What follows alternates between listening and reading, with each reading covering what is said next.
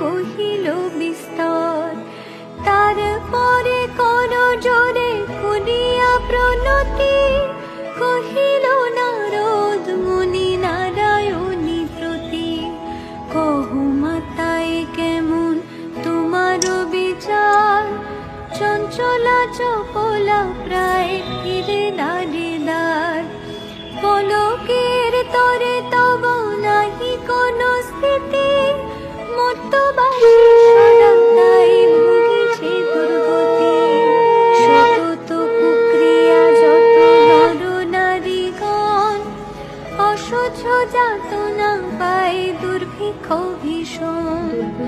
অন্নাভাবে শীর্ণকায় বলহীন দেহ, ক্ষুধা কষ্টে আত্মহত্যা করিতেছে কেহ। কহু প্রিয়